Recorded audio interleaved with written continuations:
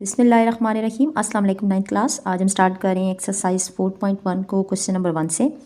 तो question number 1 में कहा जा रहा है factorize by identifying common factors.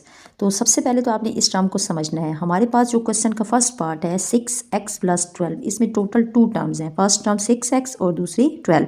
अब फैक्टराइज का मतलब होता है किसी भी टर्म को, किसी भी पार्ट को छोटे छोटे हिस्सों में तोड़ देना, ठीक है। और आइडेंटिफाइंग का मतलब ये है कि आपने इन टर्म्स में से शनाख्त करनी है, आइडेंटिफाई करना है कि इन दोनों टर्म में से कॉमन फैक्टर क्या है। कॉमन फैक्टर वो फैक्टर होता है जो दोनों में मौजूद होता है, तभी हम उसको कॉमन निकालते हैं। तो हमने जी क्या करना है कि इन टर्म्स में से कॉमन फैक्टर को आइडेंटिफाई करना है और फैक्टराइजेशन पहले करनी है ना। आपने इनको छोटे पार्ट्स में तोड़ के देखना है कि ऐसा कौन सा फैक्टर है जो दोनों में मौजूद है। तो देखें, फर्स्ट टर्म है 6x और सेकेंड टर्म है 12। तो अब दोनों में देखा जाए तो x तो वेरिएबल है जो कि सिर्फ ओनली वन टर्म में है, सेकंड में नहीं है, तो x कॉमन नहीं आ सकता। बाकी आपने देखना है कि यहाँ पे 6 मौजूद है और 12 मौजूद है। अब 6 और 12 में कौन कौन सी चीज़ कॉमन है। एक तो 6 में से आप 2 को भी कॉमन निकाल सकते हैं क्योंकि ये इसके फैक्टर होते हैं 2 × 3। मतलब आप 6 में से 2 भी कॉमन निकाल सकते हैं और 3 भी निकाल सकते हैं। बाकी 12 को अगर देखा जाए तो 12 2 × 6 मीन्स 2 × 6 को आप मज़ीद फैक्टराइज कर सकते हैं 2 × 3 मीन्स कि आप 6 और 12 में से 2 भी कॉमन निकाल सकते हैं क्योंकि 2 भी दोनों में मौजूद है, ठीक है। 6 में भी मौजूद है और 12 के फैक्टर में भी आता है। उसके बाद आप 6 और 12 में से 3 भी कॉमन निकाल सकते हैं क्योंकि 3 भी 6 और 12 दोनों में मौजूद है। अब ये एक 2 12 में मौजूद है क्योंकि 12 बड़ा फैक्टर है, 6 में मौजूद नहीं है। तो इट्स मीन आप 6 और 12 में से कॉमन फैक्टर क्या निकाल सकते हैं, 2 3s are 6। मतलब 6 एक ऐसा नंबर है जो दोनों में कॉमन है, 2 3 6। तो आप क्या करेंगे कि 6 का टेबल एक ऐसा टेबल है जो कि दोनों में से कॉमन आप निकाल सकते हैं। तो यहाँ पे मैं क्या करूँगी जी, 6 को कॉमन लूँगी और 6 को जब कॉमन लेंगे उसके बाद आप स्मॉल ब्रैकेट लगाएंगे। अंदर हमारा जो ये 6 बाहर कॉमन में चला गया तो इस फर्स्ट टर्म का x अंदर बच गया, वो आप लिख देंगे, प्लस का साइन एज इट इज़। अब 12 का आपने 6 बाहर कॉमन ले लिया है। अब कुछ बच्चे ये करते हैं, माइनस कर देते हैं कि 12 में से 6 निकाल दिया तो 6 बच गया। नहीं, आपने ऐसा नहीं करना। जब आपने 12 का एक फैक्टर 6 कॉमन ले लिया है तो आपने ये चेक कैसे करना है कि अंदर रिमेनिंग टर्म कौन सी होगी। इस 12 को इसी फैक्टर से डिवाइड करके चेक करना है। आप 12 को 6 पे डिवाइड करेंगे तो 6 1s are 6 and 6 2s are 12। तो डिवाइड करके आपने चेक करना है कि अंदर रिमेनिंग टर्म क्या होगी। रिमेनिंग टर्म आपकी अंदर 2 होगी।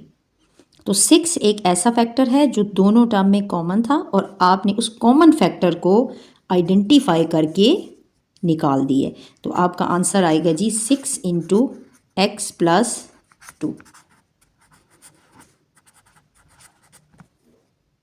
सेकेंड पार्ट में देखें, सेकेंड पार्ट में टर्म है जी 15y² + 20y।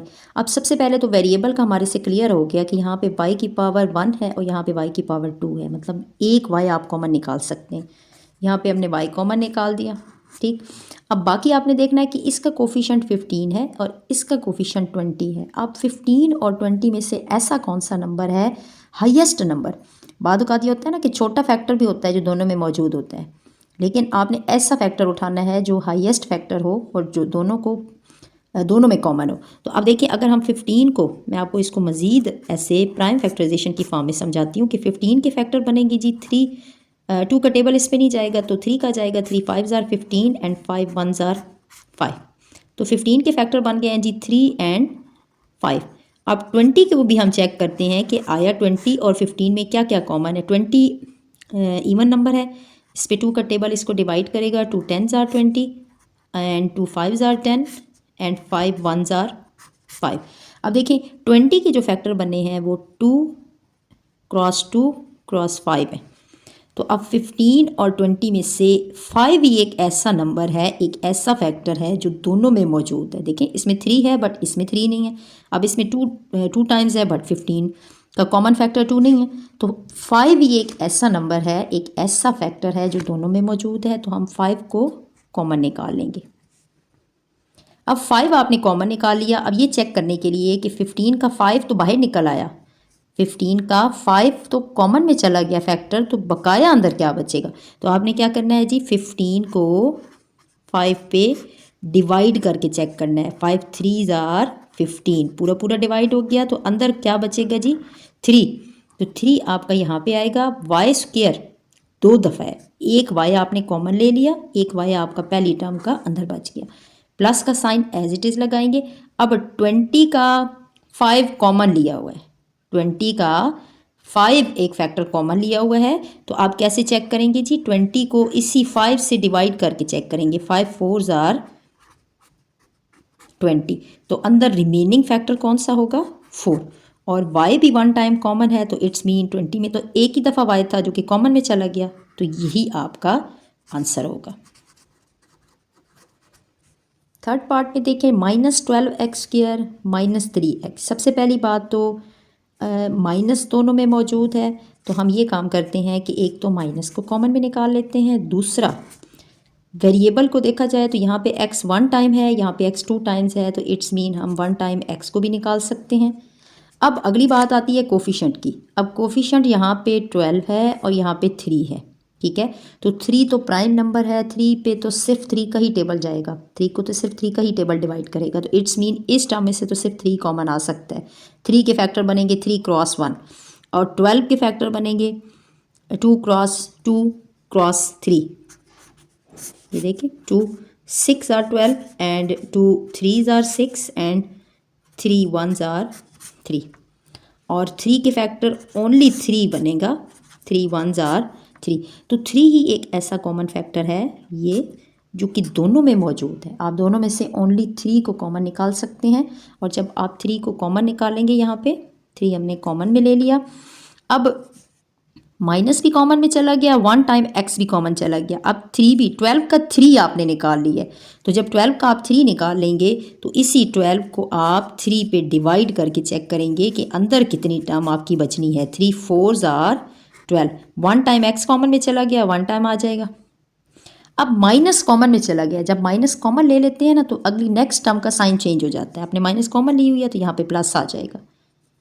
3x पूरा आपका कॉमन में है, मीन्स के -3x पूरा कॉमन में है, तो यहाँ पे कुछ भी नहीं बचेगा। तो जब कुछ भी नहीं बचता तो आपने वहाँ पे 1 लिखना होता है। ये नहीं होता कि उस जगह को आपने खाली छोड़ देना होता है या 0 लिखना होता है, नहीं, जब पूरी टर्म आप कॉमन निकाल देंगे तो वहाँ पे 1 लिखा जाएगा। तो यही आपका आंसर होगा, जो कि -3x इंटू 4x प्लस 1 होगा। फोर्थ पार्ट की तरफ आए तो आप देखेंगे कि यहाँ पे कोफिशिएंट 4 एंड 8 है, तो 4 का जो फैक्टर बनेंगे वो 2 2 आर 4 एंड 2 1 आर 2, और 8 को अगर आप फैक्टराइज करेंगे तो 4 are 8 and 2 2 are 4 and 2 1 are 2।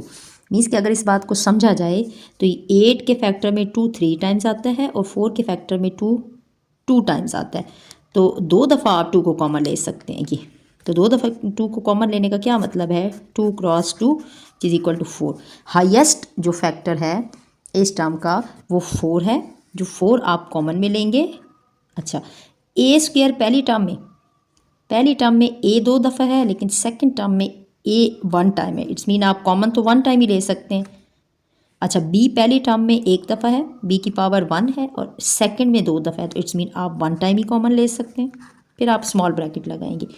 अब आपने देखना है कि 4ab कॉमन में चला गया है, तो पहली टर्म का कितना नंबर अंदर बचेगा। तो 4ab का, अच्छा 4ab कॉमन में चला गया, 4 भी कॉमन में चला गया, ए स्क्वायर का a कॉमन में है, यहाँ पे a बचेगा रिमेनिंग टर्म, b भी कॉमन में चला गया, उसके बाद प्लस का साइन है। 8 का 4 कॉमन है, तो 8 को 4 पे डिवाइड करना है, 4 2 आर 8, a भी कॉमन में चला गया, b की पावर 2 है, 1 टाइम b कॉमन में है, तो एक सेकेंड टर्म का b बच जाएगा। तो यही आपका आंसर होगा।